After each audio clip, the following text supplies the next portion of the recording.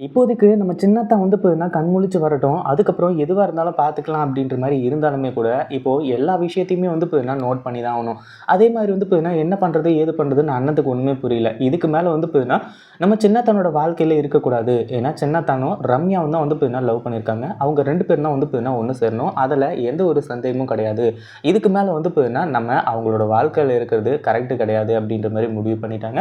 இப்போ என்னாச்சு அப்படின்னு பார்த்தீங்கன்னா, நம்ம அ கார்த்திக் கிட்ட எல்லாத்தையுமே ஓப்பனா கேட்க ஆரம்பிச்சுறாங்க. நீங்களும் ரம்யாவும் லவ் பண்ணீங்களா? அப்படி இப்படிங்கிற மாரி.